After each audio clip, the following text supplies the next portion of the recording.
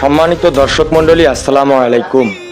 আজ 4 ফেব্রুয়ারি 2026 রোজ বুধবার তারুণ্যের প্রতীক বেগম জিয়ার এবং শহীদ জিয়াউর রহমানের সুযোগ্য পুত্র বাংলাদেশ জাতীয়তাবাদী বিএনপির ভারপ্রাপ্ত চেয়ারম্যান জননেতা জনাব তারেক রহমানের ফরিদপুর আসাকে কেন্দ্র করে ফরিদপুর সরকারি রাজেন্দ্র কলেজ প্রাঙ্গণে বিশাল এক জনসভার আয়োজন করা হয়। উক্ত জনসভায় ফরিদপুর, রাজবাড়ী, ভাঙ্গা সহ ফরিদপুর জেলার বিভিন্ন স্থানের সাধারণ জনগণ ও নেতাকর্মীবৃন্দের আগমন ঘটে। আজ ফরিদপুর রাজেন্দ্র কলেজের মাঠে লক্ষ লক্ষ মানুষের ভিড় জমা হয়। পুরো ফরিদপুরবাসী আজ জানান দিল যে ফরিদপুরের মাটি বিএনপির ঘাঁটি।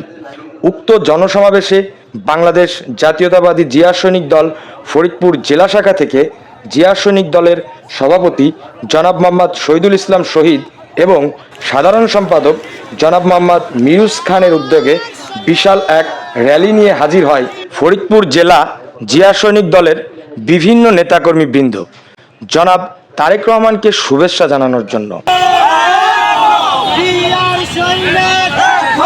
উক্ত জনসমাবেশে বাংলাদেশ জাতীয়তাবাদী জিয়া সৈনিক দলের মধুখালী উপজেলা শাখার 11টা ইউনিয়ন থেকে জনাব মোহাম্মদ সাদেক বিশ্বাস সাধারণ সম্পাদক, বাংলাদেশ জাতীয়তাবাদী জিয়া সৈনিক দল মধুখালী উপজেলা শাখা এবং জনাব আলী হাসান সাংগঠনিক সম্পাদক, বাংলাদেশ জাতীয়তাবাদী জিয়া সৈনিক দল মধুখালী উপজেলা শাখা, এই দুই তরুণ নেতার উদ্যোগে মধুখালী উপজেলার 11টা ইউনিয়ন থেকে হাজির হন এই 11 ইউনিয়নের সাধারণ মানুষ ও নেতাকর্মীবৃন্দ।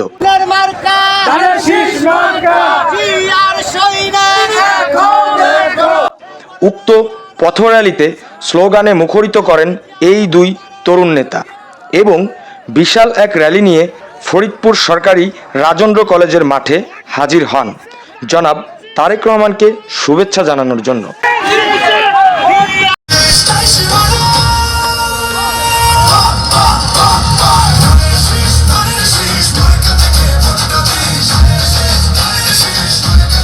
অতঃপর উক্ত সমাবেশে পর্যায়ক্রমে বক্তব্য রাখেন ফরিদপুর জেলার বিভিন্ন উচ্চ পদস্থ নেতাকর্মীবৃন্দ। অতঃপর দুপুর 3 ঘটিকার সময় সেই কাঙ্ক্ষিত ব্যক্তির শুভ আগমন ঘটে। দীর্ঘ প্রতীক্ষার পর ওখানে উপস্থিত সবার নয়নের মণি শহীদ জিয়ার সুযোগ্য পুত্র তারুণ্যের প্রতীক জনাব তারেক রহমান জনগণের উদ্দেশ্যে ভাষণ দেন। সমাবেশটিতে বাংলাদেশের আইনশৃঙ্খলা বাহিনী কড়া নিরাপত্তা প্রদান করেন। অতঃপর অনুষ্ঠানটির সমাপ্তি ঘোষণা করা হয়। ফরিদপুর থেকে দাউদ ইব্রাহিম, DTV।